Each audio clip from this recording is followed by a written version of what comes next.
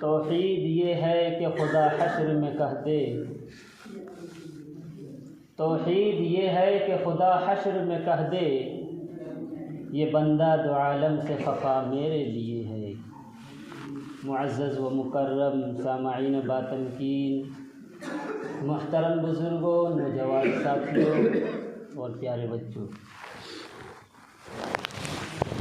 اللہ رب العزت والجلال نے ہمیں جو دین دی ہے، اللہ رب العزت نے ہمیں جو شریعت دی ہے، اللہ نے ہمیں جو مذہب عطا کیا ہے، وہ مذہب ہر اعتبار سے، ہر پہلو سے بڑا جامع اور مانع ہے۔ وہ نہ کسی خارجی شے کا وجود اپنے ماننے والوں کے لیے برداشت کرتا ہے اور نہ اپنے کسی حصے کو چھوڑنا، ترک کرنا گوارا کرتا ہے۔ چنانچہ حجۃ الوداع کے موقع پر اعلان کرا دیا گیا، الیوم اکملت لکم دینکم واتممت علیکم نعمتی ورضیت لکم الاسلام دینا، کہ آج میں نے تمہارے لیے دین کو مکمل کر دیا اور تم پر اپنی نعمت کو تمام کر دیا اور تمہارے لیے دین اسلام سے راضی ہو گیا۔ ایک دوسری جگہ پر اللہ رب العزت والجلال نے ارشاد فرمایا، ان الدین عند اللہ الاسلام، بلا شبہ اللہ کے نزدیک اگر کوئی دین ہے، کوئی مذہب ہے تو وہ مذہب اسلام ہے، جس کی ایک ایک ادا قابل عمل اور قابل احترام ہے، جس کے لیے ہر رسم و رواج کو، ہر طریقے کو چھوڑنا، ترک کرنا واجب اور ضروری ہے۔ اس لیے قرآن کریم کے اندر صاف صاف اعلان کرا دیا گیا، حکم دے دیا گیا، یا ایھا الذین آمنوا ادخلوا فی السلم کافہ، کہ اے ایمان والو اسلام میں پورے داخل ہو جاؤ اور شیطان کی پیروی نہ کرو، شیطان کے نقش قدم پر نہ چلو، بلا شبہ وہ تمہارا کھلا دشمن ہے، صریح دشمن ہے۔ میرے محترم بزرگوں اور دوستوں، آج میں آپ حضرات کے سامنے اسلام کی بنیادی چیزیں جو کہ 5 ہیں، کلمہ توحید، نماز، روزہ، حج، زکوٰۃ، ان میں سے صرف اور صرف کلمہ توحید کو آپ کے سامنے بیان کروں گا، کیونکہ کلمہ توحید یعنی ایمان اور عقائد کی پختگی میں بہت کمزوری نظر آ رہی ہے اور دن بدن اس کے تلخ تجربات اور مشاہدات ہو رہے ہیں۔ آج اگر پوری دنیا کے مسلمانوں کا جائزہ لیا جائے تو ان کی اکثریت بحیثیت مسلمان عقیدہ ہی صحیح اور درست نہیں رکھتی، مسلمان ہوتے ہوئے غلط فکر، غلط خیالات، غلط عقیدے اور غلط نظریے پر زندگی گزر رہی ہے۔ کلمہ پڑھنے اور قرآن پاک کی تلاوت کرنے کے باوجود آدمی شرک و کفر میں، شرک و بدعات میں اور فسق و فجور میں مبتلا ہیں۔ آخر ایسا کیوں؟ غور کریں گے تو معلوم ہوگا کہ آج ہماری ایمانیات کی تعلیم پر محنت نہیں ہو رہی ہے۔ آج ہماری دینی تعلیم میں ایمانیات کی تعلیم کا فقدان ہے۔ آج ہماری دینی تعلیم ایمانیات کی تعلیم سے خالی ہے اور آج ہمارا صرف اور صرف فوکس عصری علوم پر ہے، دنیاوی علوم پر ہے۔ مسلمان بچوں کو مسلم گھرانے میں پیدا ہوتا ہوا دیکھ کر، ان کے باپ داداؤں کو مسلمان دیکھ کر، سرکاری رجسٹروں میں ان کا نام مسلمانوں کے خانوں میں دیکھ کر انہیں مسلمان سمجھا جاتا ہے، انہیں ایمان والا شمار کیا جاتا ہے، حالانکہ نہ ان کے اندر معاشرتی زندگی کیسے گزاریں اس کی تعلیم ہے، نہ معاملات کی تعلیم ہے، نہ سماجیات کی تعلیم ہے، نہ سیاسیات کی تعلیم ہے، نہ ایمانیات کی تعلیم ہے، نہ انہیں دیگر ضروری مسائل سے واقفیت ہے۔ تو پھر ایمان کیسے مضبوط ہوگا؟ ایمان میں شعور کیسے آئے گا؟ اللہ کے نبی جناب محمد الرسول اللہ صلی اللہ علیہ وسلم نبوت ملنے کے بعد 13 سال تک مکہ معظمہ کے اندر لوگوں کا ایمان بناتے رہے، ایمان پر محنت کرتے رہے، اور پھر قرآن کریم کو آپ دیکھ لیجئے، قرآن کریم کا 75% حصہ ایمانیات کو بیان کرتا ہے اور باقی 25% حصہ مسائل کی تعلیم دیتا ہے۔ ہمارے نبی جناب محمد رسول اللہ صلی اللہ علیہ وسلم پہلے حضرات صحابہ کرام کے ایمان پر محنت کیا، پہلے حضرات صحابہ کرام کے ایمان کو بنایا، پھر انہیں قرآن کی تعلیم دی اور دیگر مسائل و اعمال سکھلائے۔ اللہ کے نبی صلی اللہ علیہ وسلم جس طریقے سے پہلے صحابہ کرام کے ایمان کو بنایا، ان کی ایمان پر محنت کی، اور قرآن کریم جس طریقے سے پہلے بار بار ایمانیات کو بیان کرتا ہے، پھر اعمال کے اختیار کرنے کی دعوت دیتا ہے، آج ہمیں بھی چاہیے کہ ہم اپنے بچوں کو پہلے ایمان کی تعلیم دیں، ہم اپنے بچوں کے ایمان کو بنائیں، پھر انہیں دیگر تعلیم اور ضروری مسائل سے واقفیت کرائیں۔ آج اگر اس بنیادی چیز پر عمل ہو جائے تو یقین جانیے مسلمان بہت جلد ترقی کی راہوں کو سر کر لے گا۔ حضرات انبیاء، علماء، صلحاء ایمانیات پر بہت زیادہ محنت کرتے تھے، جس کی وجہ سے وہ الگ ہی چمکتے تھے اور الگ ہی دکھتے تھے۔ آج کلمہ لا الہ الا اللہ پڑھنے والوں کی تعداد لاکھوں میں ہے، کروڑوں میں ہے، اور اتنے ہیں کہ اتنے کسی زمانے میں نہیں ہوئے۔ لیکن پھر بھی آپ پوری دنیا کے مسلمانوں کا جائزہ لے کر دیکھ لیں، آپ کو معلوم ہوگا کہ آج پوری دنیا کے اندر مسلمانوں کو ستایا جا رہا ہے، آج ہر جگہ مسلمانوں پر ظلم کیا جا رہا ہے، آج مسلمانوں پر ہر جگہ ظلم و ستم کے پہاڑ توڑے جا رہے ہیں، مسلمان ماؤں بہنوں کی عزت لوٹی جا رہی ہے، مسلمانوں کی شریعت میں مداخلت کی جا رہی ہے، مسلمانوں کی شریعت میں ڈاکہ ڈالا جا رہا ہے، مسلمانوں کی نبی کی شان میں گستاخیاں کی جا رہی ہے۔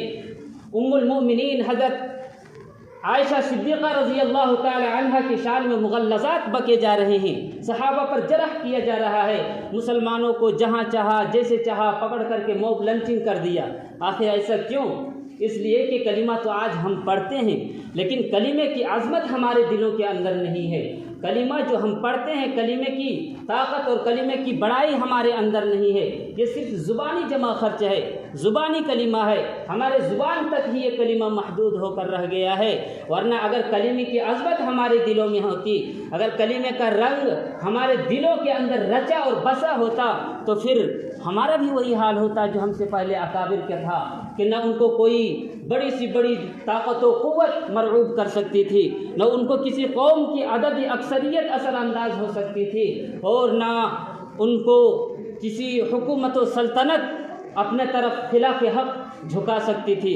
ایک نبی کھڑا ہو کر کے پوری دنیا کو للکار کر کے یہ کہہ دیتا تھا کہ تم میرا کچھ نہیں بگاڑ سکتے، ثم کیدونی فلا تنظرون۔ حضرات انبیاء کے بعد صحابہ، تابعین جو تھوڑی سی ہی مدت میں پوری دنیا کے اندر چھا گئے، ان کی بھی طاقت و قوت اسی کلمہ توحید کے اندر مضمر تھی۔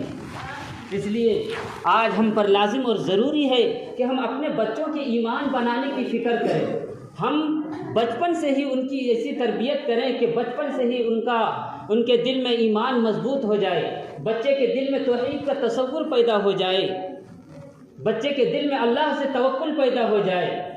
یہ والدین کی ذمہ داری ہے، یہ ماں باپ کی ذمہ داری ہے، اور یہ ماں باپ کے اختیار میں ہے کہ وہ بچے کی تربیت اس ڈھنگ سے کرے کہ اگر اس کے دل میں کسی کا ڈر ہو تو اللہ کا ہو، خوف ہو تو اللہ کا ہو، امیدیں ہوں تو اللہ سے ہو، محبت ہو تو اللہ کی ہو۔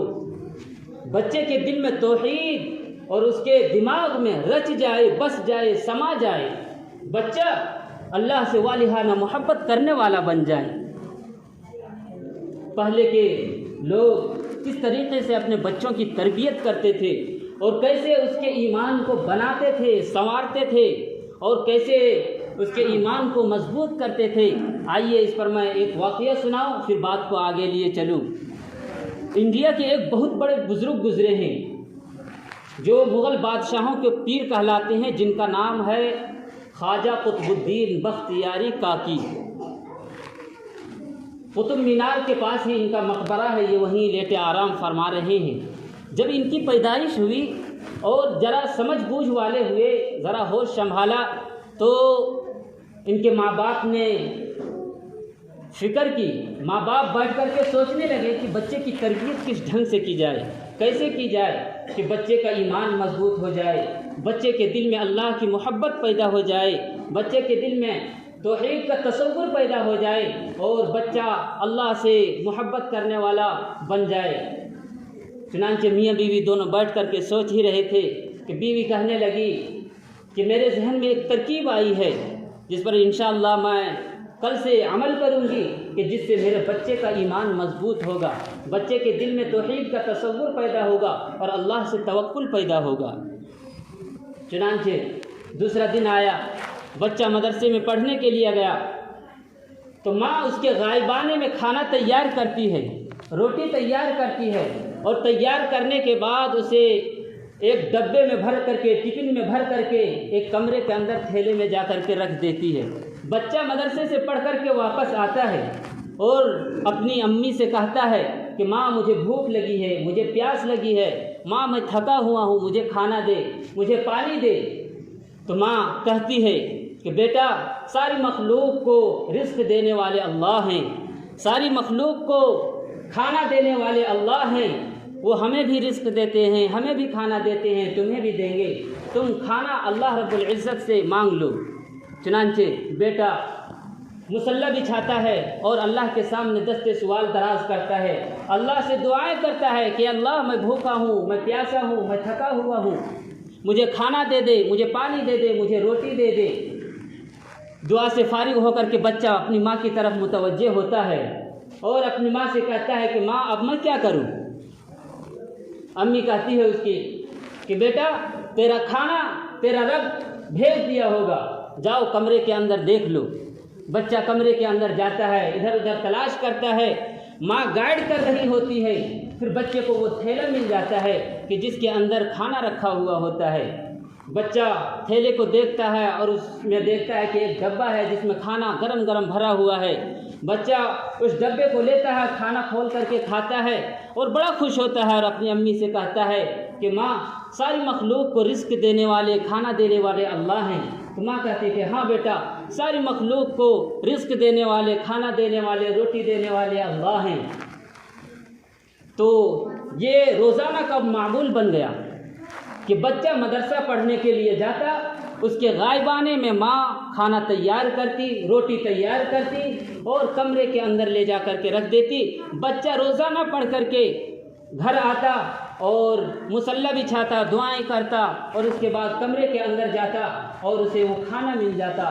ماں محسوس کرنے لگی کہ بچے کے دل میں توحید کا تصور پیدا ہونے لگا ہے، بچے کے دل میں اللہ کی محبت بیٹھنے لگی ہے اور اللہ سے توکل پیدا ہونے لگا ہے۔ ماں بڑی خوش تھی کہ چلو بچے کی تربیت بہت اچھی ہو رہی ہے۔ یہ سلسلہ کئی مہینے تک چلتا رہا۔ آخر میں اس کی ماں کو اپنے کسی رشتہ دار کے یہاں ایک تقریب میں، ایک پروگرام میں جانا پڑا۔ بیچاری وقت کا خیال نہ رکھ سکی۔ جب اسے یاد آیا کہ یہ وقت تو بچے کا مدرسے سے آنے کا وقت ہے، وہ بہت گھبرائی اور تیز یہ قدموں سے اپنے گھر کی طرف دوڑ لگائی، اپنے گھر کی طرف آنے لگی اور راستے میں آتے ہوئے اللہ سے دعائیں کر رہی ہے، اللہ سے فریاد کر رہی ہے، رو رہی ہے۔ اس کی آنکھوں سے آنسو جاری ہیں، اس کی آنکھوں سے آنسو ٹپک رہے ہیں اور یہ التجا، یہ فریاد، یہ دعائیں کرتے جا رہی ہے کہ اللہ میں اپنے بچے کا ایمان مضبوط کرنے کے لیے، ایمان بنانے کے لیے، اس کے دل میں توحید کا تصور پیدا کرنے کے لیے، اللہ کا توکل پیدا کرنے کے لیے میں نے یہ ترکیب اپنائی تھی، یہ حیلہ اپنایا تھا۔ آج اگر میرے بچے کو کھانا نہ ملا تو میری ساری محنتیں بیکار ہو جائیں گی، میری ساری کاوشیں، کوششیں ضائع ہو جائیں گی۔ اے اللہ میرے بچے کا یقین نہ ٹوٹنے پائے۔ چنانچہ وہ دوڑتی ہوئی گھر آئی تو دیکھتی کیا ہے کہ اس کا بچہ، اس کا بیٹا بستر پر آرام سے لیٹا ہوا ہے، سو رہا ہے، نیند لے رہا ہے۔ ماں نے موقع کو غنیمت سمجھا اور جلدی سے کچن کے اندر گئی اور کھانا تیار کیا، روٹی تیار کیا۔ تیار کرنے کے بعد بچے کے پاس آئی اور بچے کے رخسار پر بوسہ لیا، اس کے سر پر اپنا ہاتھ پھیرا اور محبت سے اسے جگایا کہ بیٹا اٹھو، اپنے رب سے کھانا مانگو، اپنے رب سے کھانا مانگ لو، روٹی مانگ لو اور کھاؤ۔ تجھے مدرسے سے آئی ہوئی کافی دیر ہو گئی ہوگی، تجھے بھوک بھی لگی ہوگی، بیٹا اٹھو اپنے رب سے کھانا مانگو۔ بیٹا اٹھتا ہے، اس کے چہرے پر خوشی ہوتی ہے، حشاش بشاش بیٹا اٹھتا ہے اور ماں سے کہتا ہے کہ ماں مجھے بھوک نہیں لگی ہے۔ بیٹا اس کی امی پوچھتی ہے کہ بیٹا کیوں؟ تجھے تو مدرسے سے آئے ہوئے کافی دیر ہو گئی، تجھے بھوک کیوں نہیں لگی ہے؟ تو بیٹا کہتا ہے کہ ماں جب میں مدرسے سے پڑھ کر کے گھر آیا، مصلی بچھا کر کے دعا کی تو مجھے وہ جس طریقے سے مجھے روزانہ کھانا ملتا تھا آج بھی کھانا مل گیا۔